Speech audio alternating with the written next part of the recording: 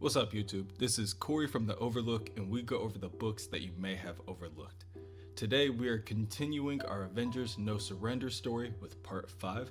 I don't want to spoil too much, but the Immortal Hulk is coming.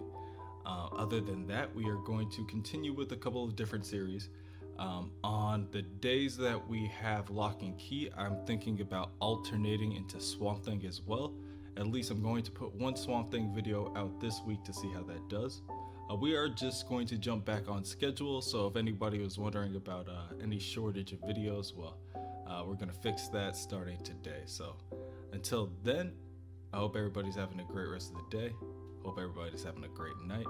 And yeah, let's begin. Somewhere within the cosmos, inside the Grandmaster's cosmic game room, the Challenger watches as the Human Torch grabs a hold of the fire pyramid. He watches as the Grandmaster stands closer to examine the pieces of the board. Look at him, the Challenger thinks. Preening, pompous, pathetic, weak. So it goes. The story is older than time. In any game, even the game of games, there is always one who surpasses all other players. One who is the greatest of all time. But all time is a long time. Eventually, he who holds the title grows old and soft and flabby and weak. And then a challenger arises. The challenger approaches the Grandmaster and feels nothing but disdain. It's hard for him to believe that the two of them used to be friends. Look at you, the challenger says with a grunt. The Grandmaster, without looking away from the board, tells his opponent, "We may have to consult the rule book, Challenger. There has been a development." In Peru, Johnny Storm, the Human Torch, grabs a hold of the pyramid and screams as the pain generated from the alien object radiates throughout his body. Miguel Santos, Lightning, beams past the point of the pyramid and stops as soon as he can. He looks back, burdened by the feeling of regret. On the ground, Captain Glory of the Lethal Legion stands in salute. His teammate, Farine, the other, agrees. She muses. An unexpected outcome. It seems the point is yours, humans. Point? Simon Williams, Wonder Man, interjects. What are you talking about? Corvus Glaive of the Black Order instructs his beloved Proxima Midnight and Ebony Maw that the round is finished. They must regroup and ensure they do not lose another. Captain Glory gives the Lethal Legion a similar instruction.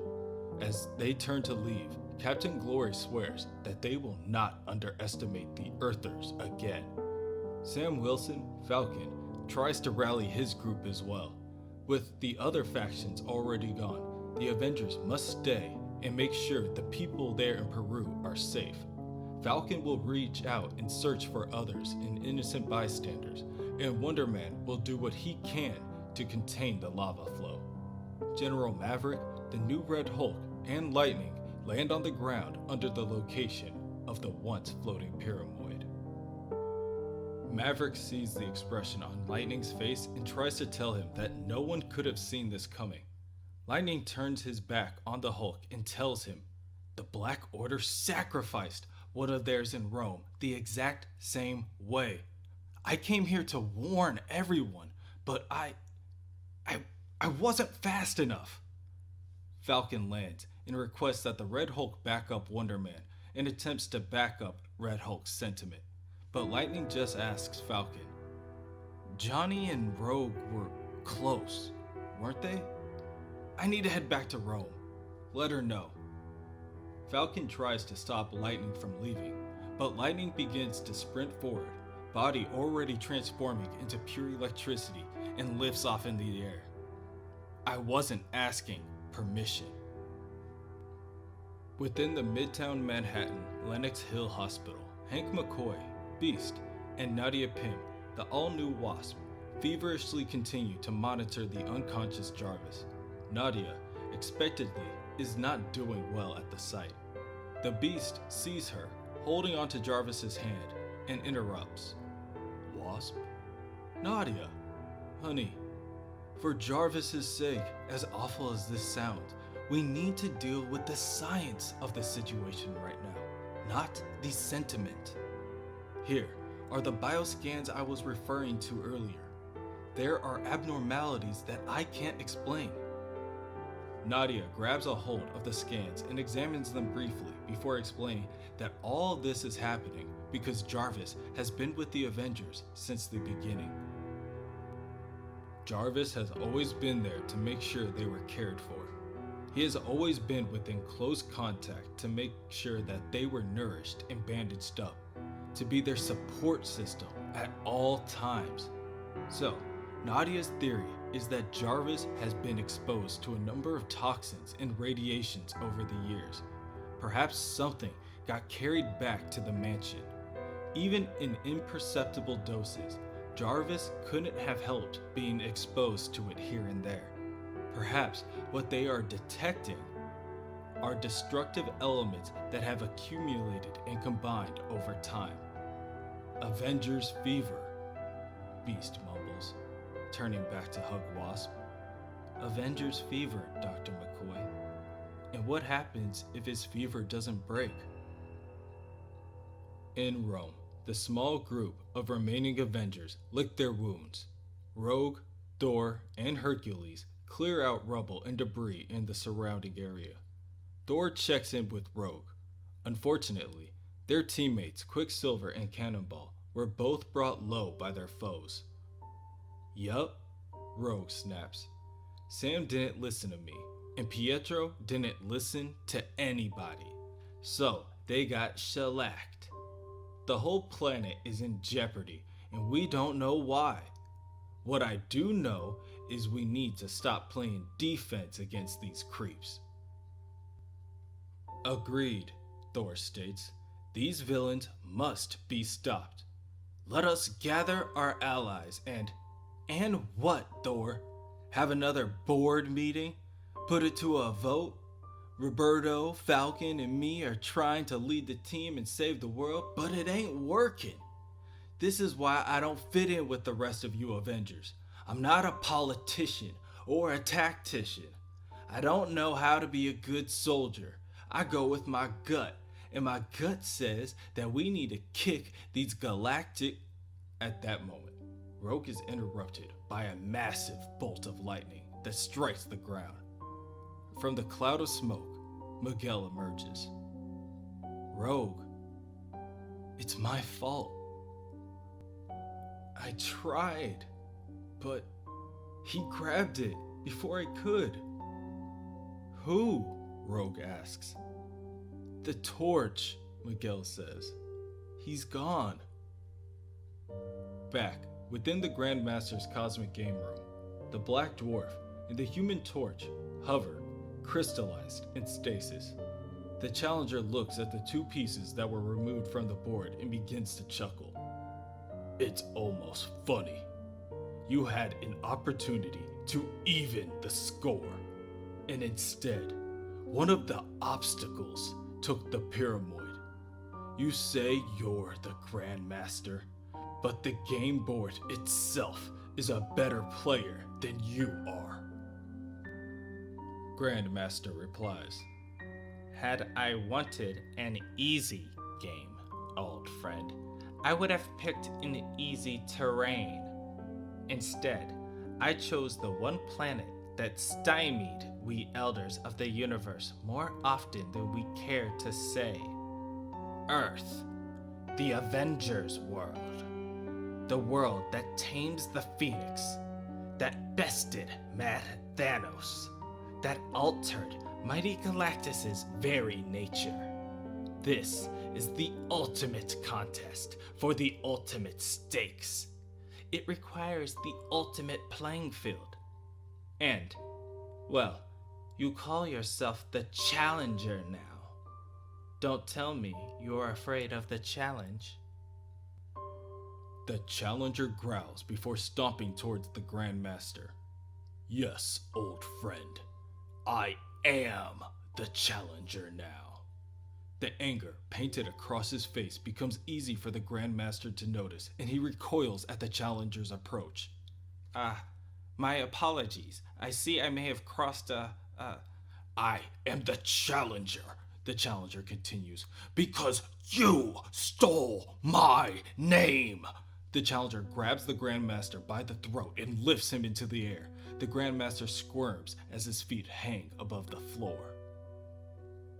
Hard to believe we were friends once, the challenger thinks. Members of a very exclusive club. The last survivors of the first sentient races. Inheritors of the power primordial, made deathless through the power. Eons ago, in a universe still young, we were elders. And more, we were brothers. All time is a long time, and time must be filled. We too had chosen to focus our immortality on the same thing, the playing of games. Ewing was my constant opponent, my brother of the board, my friend. He was my friend. In the past, he smiles at yet another victory. Let's see. Hierophant to the Fool's Shadow. That's Hypercheck and Mate. Come, let us have another. Game reset. And this time, try to keep your mind on it. Endwigast? You're calling yourself Grandmaster now. Oh, it's the new fashion. We are what we do, after all. Tanalier goes by the Collector. Ord Zionize is the Gardener. You could be the Gamesman, perhaps. Or the Competitor. Yes, I suppose I could. The Grandmaster. Ewing mutters as he covets over the title. But there could be only one Grandmaster. Only one of them could be the greatest of all. Things began to change between the two of them. The stakes of their games grew higher, even higher, until... You do understand the stakes of this game, don't you? This last game? The winner is the greatest gamer of all, but the loser will be instantly barred from this reality until it ends. I know. We can still stop this madness, Gast. Can we? Hierophant to Full Shadow. That's Hypercheck and Final Mate. Ewing puts the piece onto the board and acquires his rightful title as the Grandmaster. The challenger begins to reel back in pain as a cosmic energy surrounds him and begins to pull him into nothingness. No, please, I'm your oldest friend. We're brothers, Ewing. Brothers! My name, brother, is Grandmaster.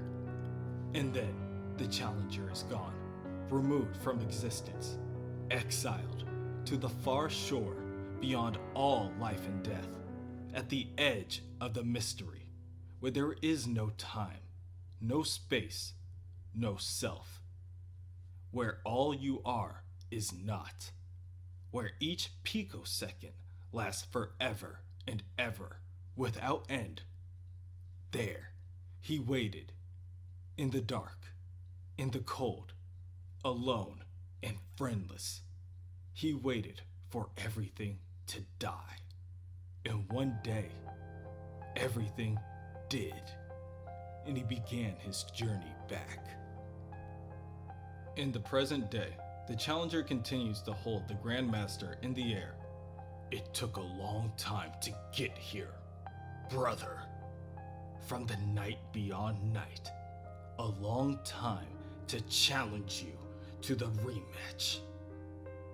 Indeed, Grandmaster agrees.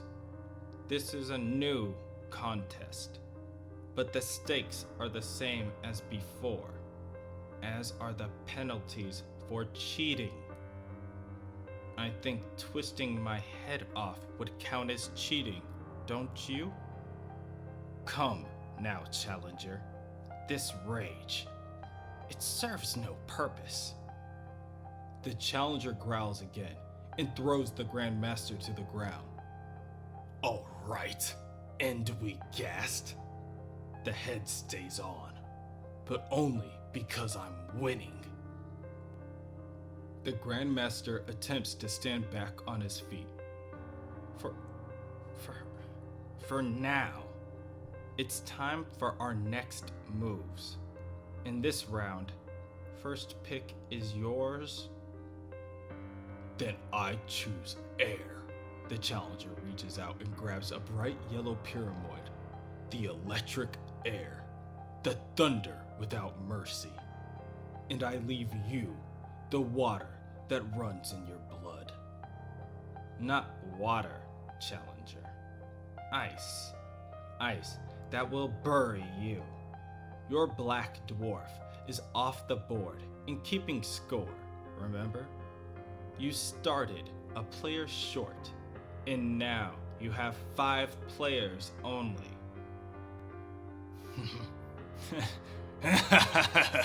Oh, my dear, dear friend.